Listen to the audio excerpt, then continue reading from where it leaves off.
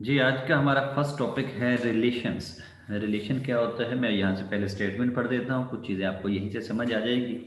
In every day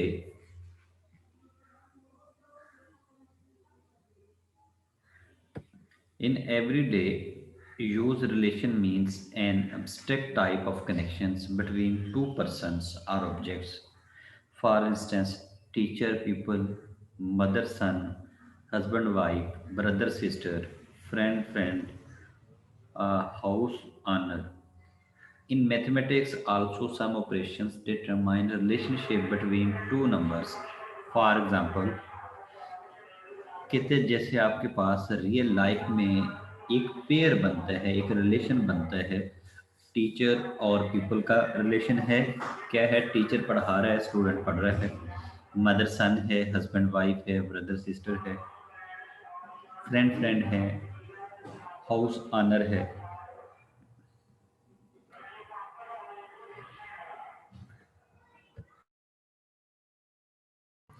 relation क्या होता है?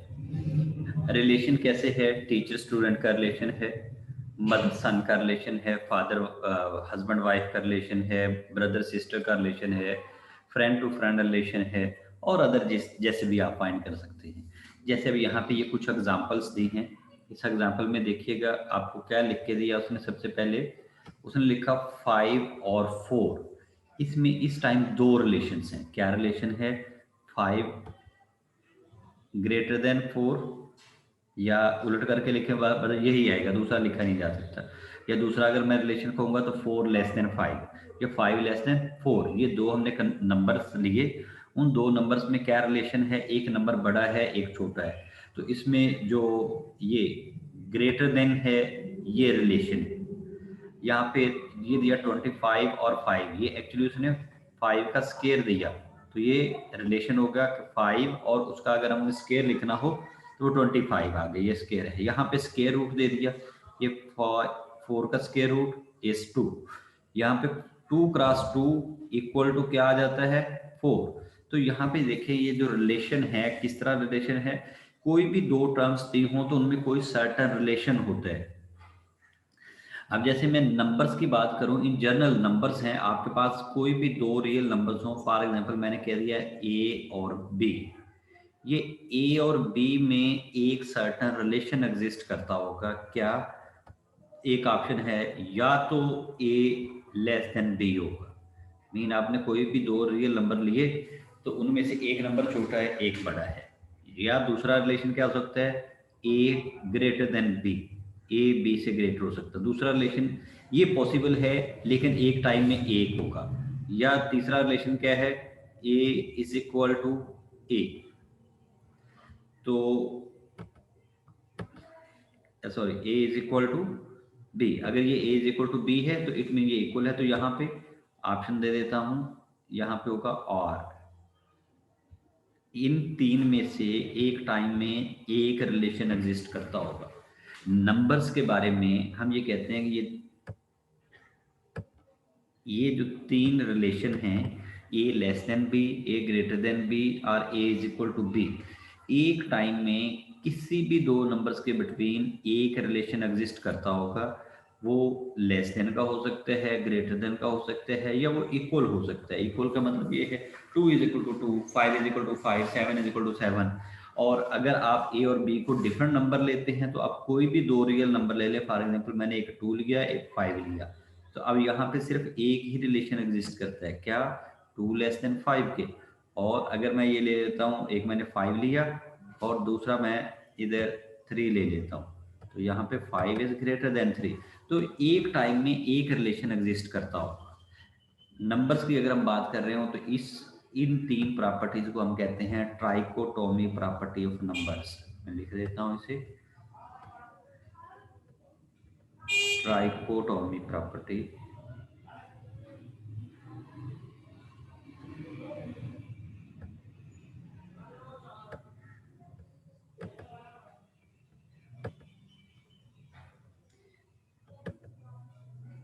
Trichotomy property of numbers. तो ये आपके पास कोई भी एक टाइम में एक रिलेशन एग्जिस्ट करता हो। अब इसी में कहते हैं technically A relation is a set of ordered pairs whose elements are ordered pairs of related numbers or objects. तो ये टेक्निकली कहता है रिलेशन क्या होता है, हम एक ऑर्डर्ड पेयर लेते हैं. ऑर्डर्ड पेयर क्या है, वो किसी भी कार्टेशियन प्रोडक्ट में से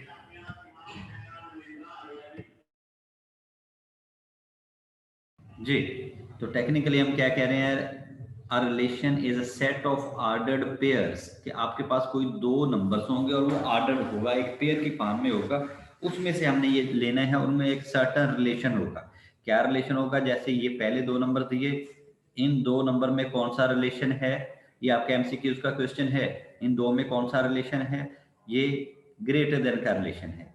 इन दोनों में स्क्वायर का रिलेशन है 5 और 25 में. इन दोनों में अगर ये 4 था और इधर 2 था, इन दोनों इसमें ये दोनों लिखे जा सकते हैं. अच्छा, यहाँ पे उसने स्क्वायर पहले लिखा है, तो इट मीन यहाँ पे 2 का जो है ये x का स्क्वायर रूट या 4 का स्क्वायर रूट लिखा है, तो इसमें स्क्वायर रूट का रिलेशन आ गया. और ये 2 क्रॉस 2 आप मल्टीप्लाई करें तो आंसर क्या आया 4. तो इसमें इक्वलिटी का रिलेशन है. तो इसी तरह कुछ और भी लिखे जा सकते हैं, ये एमसीक्यूज में आपसे पूछा जा सकता है. ओके, अब मैथमेटिकली इस डेफिनेशन को अप्लाई करते हैं. तो मैथमेटिकली क्या है, let A and B be two non-empty sets, then any subsets of a Cartesian product A cross B is called a binary operation. अगर आपके पास कोई दो सबसेट्स हों, let A and B be two non-empty sets, आपके पास दो non empty set है, पहली condition ये है कि ये नॉन एम्प्टी होंगे. Then any subset of cartesian product A cross B. Cartesian product क्या है, एक नंबर आप ए का लें, एक बी का लें, और उसमें कोई सर्टेन रिलेशन हो. वो अभी एग्जांपल करते हैं तो आइडिया क्लियर हो जाएगा. सिर्फ ये करना है, ए क्रॉस बी में आपने पेयर बनाने हैं, एक नंबर ए का और एक नंबर बी का. अभी देखते हैं, ये जो क्रॉस किया है is called a binary relation और simply called a relation from A to B. Ordinarily our relation will be denoted by a letter R. इस रिलेशन को हम R से डोनेट करते हैं, ये small r. Mean the set of first elements of the ordered pairs forming a relation is called its domain. किसी भी ordered pair में जो नंबर्स होंगे, जैसे फर्ज करें ये मेरे पास पहला नंबर था, इसमें ये नंबर था, अगर इन सब में एक ही प्रॉपर्टी फॉलो हो रही होती, यहाँ पे तो ये चारों में डिफरेंट है ना, अगर एक ही प्रॉपर्टी फॉलो हो रही होती, सारे लेस देन की फॉर्म में दिए हैं या सारे ग्रेटर देन की फॉर्म में दिए हैं, तो फिर हमारा ये जो सेट के जो पहले एलिमेंट्स थे उनको हम कहते हैं ये डोमेन के एलिमेंट हैं, और जो सेकंड एलिमेंट है वो रेंज के एलिमेंट है. अभी एग्जांपल करते हैं, आइडिया क्लियर हो जाएगा. if A is a non-empty set, any subset of A cross A, अगर हम A की सेट लेते हैं और उसी का A क्रॉस A कर देते हैं, is called a relation in A. यहाँ पे हमने A क्रॉस B किया था तो हमने कहा बाइनरी रिलेशन या सिंपली रिलेशन. यहाँ पे हमने दो डिफरेंट लिए थे, तो वह रिलेशन था फ्रॉम A टू B. अब यहाँ पे हमने A ही लिया है, अगर A is non empty set है और उसी में A क्रॉस A कर दिया, is called a relation in A. तो ये सिर्फ A के अंदर ही रिलेशन ले रहे हैं कि हमने दोनों नंबर A ले लिए. Some authors call it a relation on A. इन कह ले या ऑन कह ले, दोनों सेम है. एग्जाम्पल देता हूँ, होपफुली आपके ये क्लियर हो जाएगा. कहते हैं late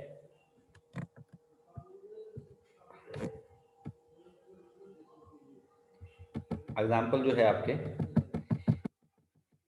let C1, C2 and C3 be three children and M1, M2 be two men, such that father of both C1, C2 is M1 and father of C3 is M2.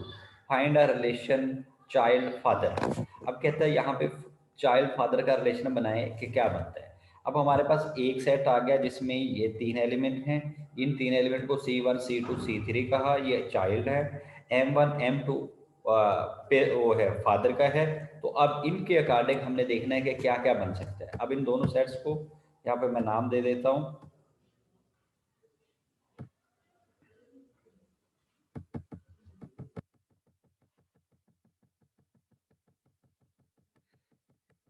Late C is equal to set of children. तो set of children क्या है, C1, C2, C3 and F is equal to set of fathers M1, M2. अब यहाँ पे हमारे पास option कितने हैं, मेरे पास मैंने बनाना क्या है, ये इधर लिखे हुए मैं दोबारा लिख रहा हूँ। मैंने इस तरह ऑर्डर पेयर बनाने हैं। मैं एक नंबर इधर से लूँगा C1 कोमा M1, ऑप्शन ये है। बाद में उस वाला रिलेशन बना लेंगे जो वो चाहता है। हमने कहा C1 M1, और फिर C1 के लिए दूसरा ऑप्शन क्या है कि C1 जो है, C1 child may be child of M1 और M2। अब वो कंडीशन बाद में देखेंगे, हम सिर्फ एक फादर और एक सन लगा रहे हैं। एक दो ये आगे कॉमा देके मैं नेक्स्ट लिख रहा हूँ, आपने इसके आगे लिखना है। फिर आगे C2 कॉमा M1,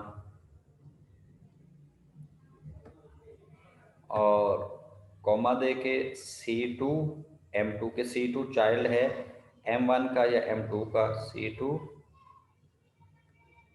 M2। और अब फिफ्थ क्या आ जाएगा, C3 M1।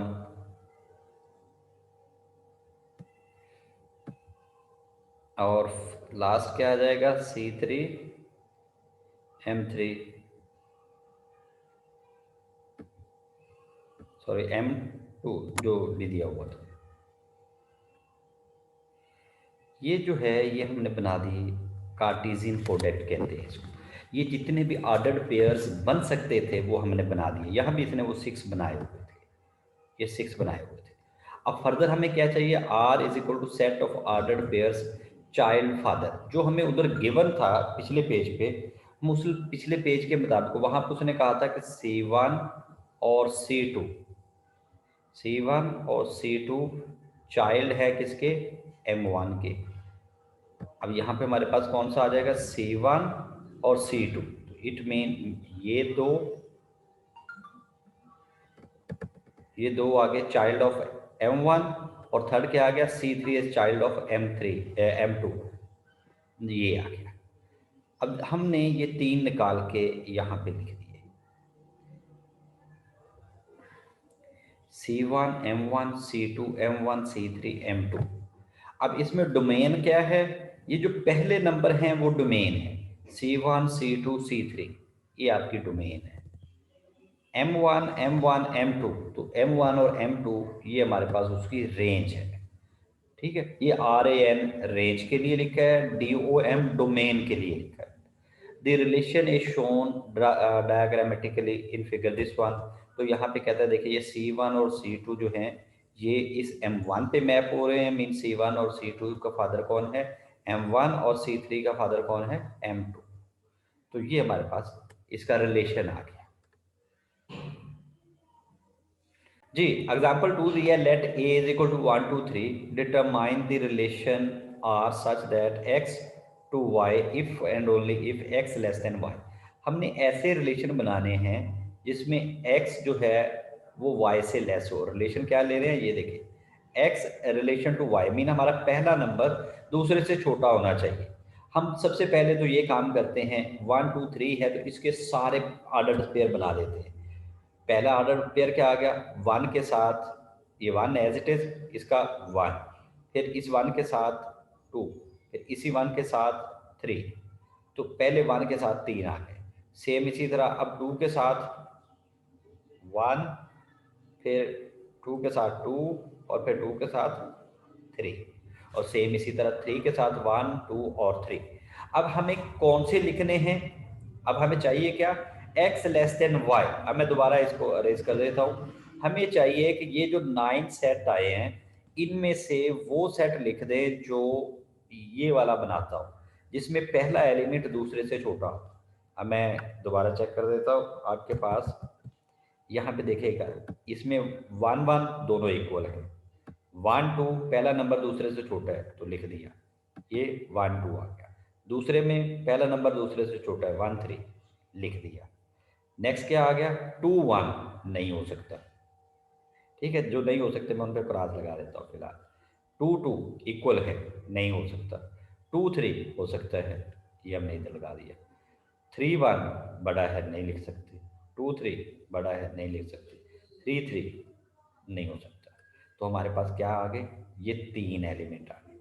अब इन 3 एलिमेंट में से हमने क्या करना था, जो फर्स्ट वन है वो हमारी डोमेन, तो डोमेन क्या आ गई, ये 1 1 और 2, इट मीन डोमेन में क्या आ गया 1 और 2, रेंज में क्या है 2 3 और 3, तो 2 3, ये हमारी रेंज। अब यहाँ पे मैं इसी क्वेश्चन को थोड़ा सा और चेंज कर देता हूँ। फर्ज करें हमें ये relation x less than y की बजाय दिया हुआ था x ग्रेटर देन y। अब क्या था, पहला नंबर दूसरे से बड़ा होना चाहिए, तो पहला नंबर दूसरे से बड़ा होना चाहिए का मतलब क्या है, पहला नंबर बड़ा होना चाहिए। इसका मतलब है ये 3 तो नहीं आ सकते, इनमें से क्या आ जाएगा 2 और 1, अगर हमें ये वाला केस दिया हो। देन 3 और 1 ये आ सकता है, 3 और 1, और नेक्स्ट 3 और 2 ये भी कैपिटल में आ जाएगा, उसमें आ जाएगा ग्रेटर देन 3 और 2। तो हमारे पास यहाँ पे ये जो टर्म था, अगर x ग्रेटर देन y दिया है तो ये answer, x less than y दिया है तो ये जो इसने दिया हुआ था। अब इसमें देखिए डोमेन क्या बनेगी, मैं लिख देता हूँ, डोमेन क्या आती है इसकी 2 और 3। इस सेट में रेंज क्या आती है, RAN लिख रहे हैं, इसमें रेंज आ रही है 1 और 2। ठीक है जी, आपका क्वेश्चन टोटली रिवर्स हो गया। यहाँ पे लेस देन था तो ये आंसर थे, अगर यहाँ पे ग्रेटर देन आ जाए तो ये आंसर, अगर इक्वल आ जाए, मैं यहाँ पे कह देता हूँ if x is equal to y, ये रिलेशन लेस देन वाला नहीं करते, अगर इक्वल टू y आए तो कौन सा आ जाएगा 1 1 2 2 और 3 3। तो अब आपके पास फिर चेंज हो गया 1 1 2 2 और 3 3, तो दोनों की डोमेन और रेंज सेम आ जाएगी। डोमेन क्या आ जाएगी 1 2 3, रेंज क्या आ जाएगी 1 2 3। मैं अक्सर पेपर में यही करता हूँ, मेरा पेपर कॉपी नहीं किया जाता कि मैं गिवन क्वेश्चन को सिर्फ यहाँ पे जो लेस देन दिया था इसे ग्रेटर देन में चेंज कर दूंगा, तो इट मीन अब आप यहाँ से कॉपी नहीं कर सकेंगे, सॉल्व कर लें जैसे आप कर सकते हो। ठीक है जी, जी जर्नल दे दी।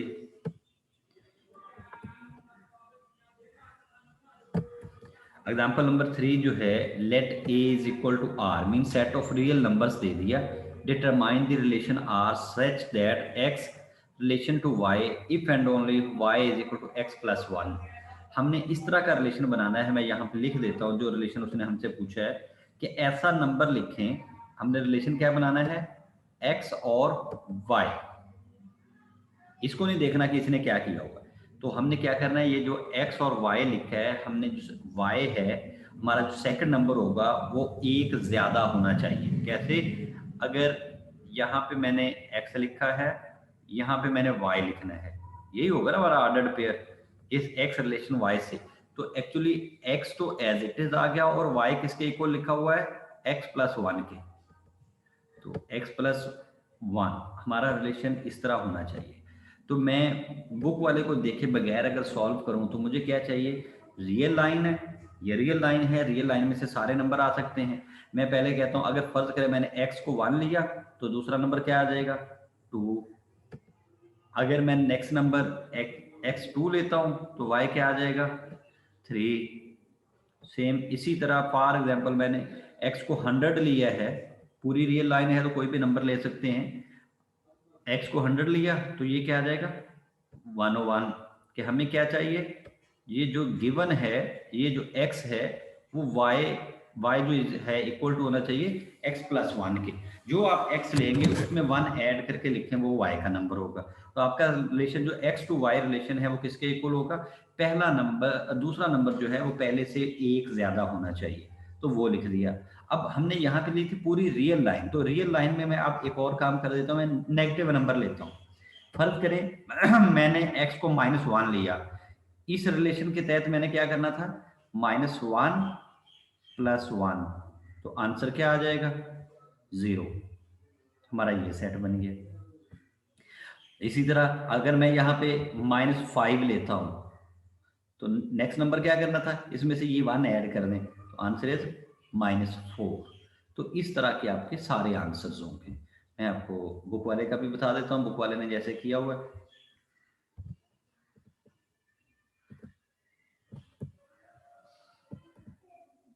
ये देखिए, ये बुक वाले ने किया 1 2 2 3 3 4 -2 -1 -3 -2 -4 -3। तो देखिएगा हमारे पास भी वही नहीं है, मैंने -1 किया तो ये 0 आ गया, -5 किया तो -4 आ गया।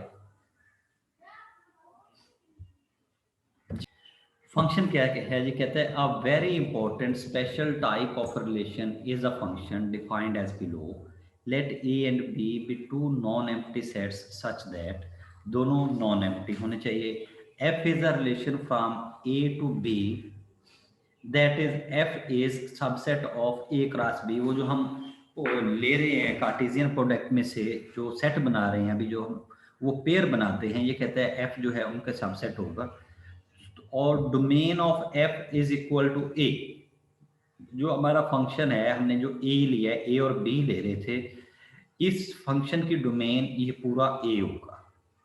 First element of no two pairs of F are equal. किसी भी पेयर के अंदर पहला नंबर जो है, पहला नंबर है, वो दोनों सेम नहीं होंगे। Then F is said to be a function from A to B. फिर उसको हम फंक्शन कहेंगे ए टू बी। जैसे यहाँ पे ये दिया हुआ है with F, the function f is also written as f a to b, which is read as f is a function from a to b. If x y is an element of f, when regarded as a set of ordered pairs, we write y is equal to f of x. Y is called value of f for x or image of x under f. Domain के elements को हम input कहेंगे, range के element को हम output कहेंगे, या range के एलिमेंट को हम इमेज कहेंगे।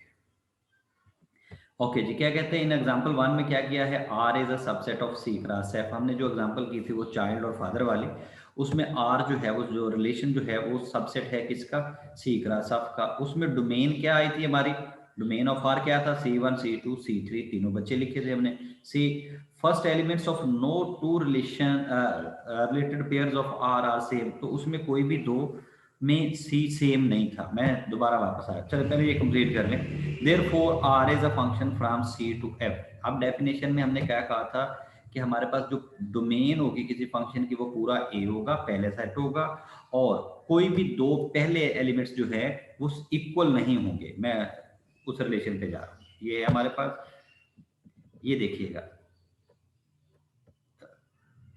एग्जाम्पल 2, ये देखिएगा डोमेन ऑफ आर किसके इक्वल थी, C1 C2 C3 के, पूरा सेट सी है, तो वहां पे हमने यही कहा था।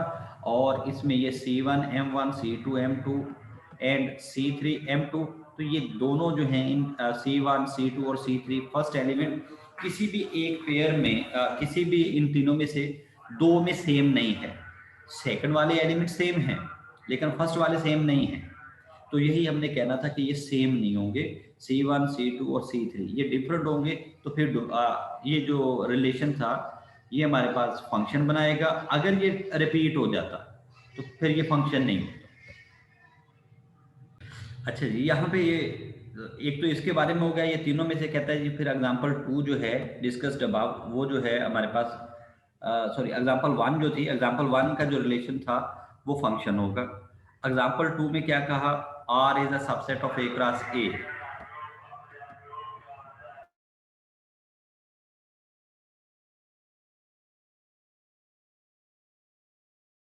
जी बच्चे, तो यहाँ पे था एग्जाम्पल 2 में क्या था, R is subset of A cross R, domain of R not is equal to A. Second में देखिएगा उसमें हमारे पास वो नंबर दिए हुए थे 1 2 3 जो लेस देन वाले थे, उसकी डोमेन क्या आई थी 1 और 2, हमने वो लेस देन वाले किए थे, उसकी डोमेन थी 1 और 2, रेंज थी 2 और 3, जिसमें हमने करना था x लेस देन y के। तो ये हमारे पास लेस देन में था, सो हमारे डोमेन ही पूरे r के इक्वल नहीं है या a के इक्वल नहीं है, तो वो जो सेट था, वो जो रिलेशन था वो फंक्शन नहीं है। और ये जो थर्ड वन है, therefore the relation in this case is not a function. In example 3 discuss about R is a subset of R, तो यहाँ पे पूरी डोमेन और रेंज आ जाएगी, ये हमारा रिलेशन जो था ये फंक्शन हो जाएगा।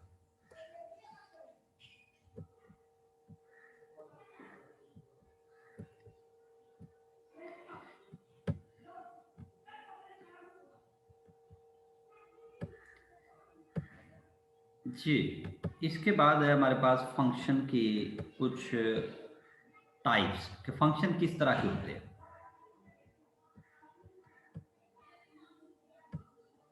ओके जी, पहला फंक्शन लिखा है इनटू फंक्शन। मैं यहाँ पे डेफिनेशन लिखी हुई है, आप खुद से रीड कर लेना। इधर से बता रहा हूँ, आपके पास एक सेट ए दिया है जिसपे नंबर है 1 2 3, सेट बी दिया है जिसमें नंबर है 2 3 4 6 और 8।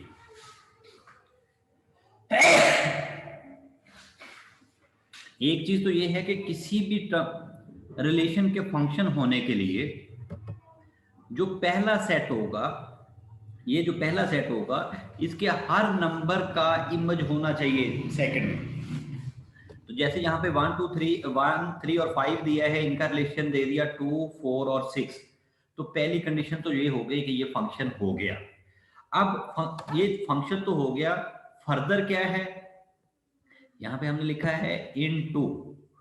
अगर डोमेन इधर रेंज के एलिमेंट कोई एक बच जाता है, कोई एक ज्यादा होता है, एक बच जाए, दो बच जाए, 10 बच जाए, लेफ्ट साइड के ये सेट ए के सारे एलिमेंट्स का इधर इमेज होना चाहिए, लेकिन इधर से कोई काम नहीं होगा। मतलब ये जो है 8 जो है एक नंबर ज्यादा है, मैं कहता हूँ 2 ज्यादा हो सकते थे, 6 ज्यादा हो सकते, 10 ज्यादा हो सकते हैं।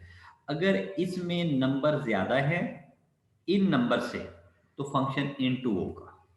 ठीक है, यहाँ पे उसने लिखा हुआ है कि जो रेंज है एफ की वो नॉट इक्वल टू बेस, तो इसकी रेंज में तो नंबर आ गए 2 4 और 6, डोमेन में नंबर आ गए 1 3 और 5, रेंज में नंबर आ गए 2 4 और 6। तो ये आ गया, एक नंबर एक्स्ट्रा है, तो ये हमारे पास फंक्शन जो है ये इनटू फंक्शन आ गया। अब मैं यहीं पे क्लियर कर देता हूं, मैं इनटू के साथ ही पहले ऑन टू करूंगा। ये नेक्स्ट है onto. Onto function कौन सा होगा, अगर हमारे पास डोमेन के नंबर ज्यादा हैं या डोमेन के दो नंबर रेंज के किसी एक नंबर पे मैप करें, यहां पे सारे एक एक पे किए, इसे हमने कहा इनटू। यहां पे दो जो हैं वो किसी एक पे मैप कर रहे हैं और तीसरा किसी एक पे मैप कर रहा है, तो इसको हम कह रहे हैं ऑन टू या सरजेक्टिव। थर्ड वन जो है उसे हम कह रहे हैं 1 1 एंड इनटू।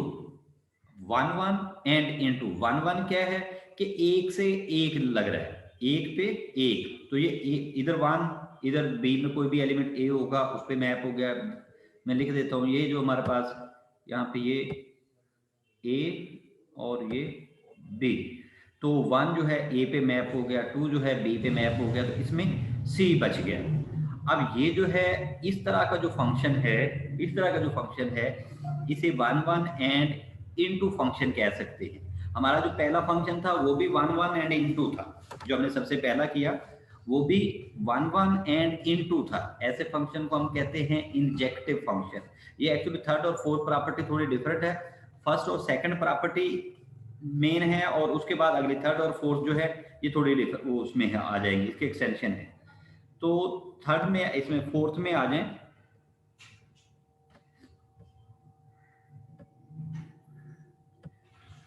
अच्छा, थर्ड में क्या था 1 1 एंड इनटू, अगर ये दोनों हो गए तो सीखेंगे इंजेक्टिव। फोर्थ में क्या है 1 1 and onto function, bijective function. क्या आपका ये फंक्शन अगर इधर से उधर मैप करे या इधर से इधर मैप करे, रेंज को आप डोमेन बना सकते हो और डोमेन को रेंज बना सकते हो, तो फिर वो फंक्शन आपका 1 1 एंड ऑन टू होगा। और अगर वो दोनों होगा तो उसे हम कहेंगे बाइजेक्टिव फंक्शन। अगर 1 1 हो और इनटू हो, इनटू का मतलब रेंज में एक नंबर ज्यादा है। अब ये रेंज का नंबर जो है एक ज्यादा है, ये अगर नंबर ज्यादा है तो इस फंक्शन को हम इनटू फंक्शन कह रहे हैं, 1 1 एंड इनटू, इसको हमने कहा injective function. 1 1 and onto ऐसे फंक्शन को कहते हैं जिसमें डोमेन और रेंज के एलिमेंट इक्वल हो, या अगर डोमेन को रेंज और रेंज को डोमेन बना सकते हो तो फिर हमारा फंक्शन 1 1 एंड ऑन टू होगा, जिसे हम कहेंगे बाइजेक्टिव फंक्शन।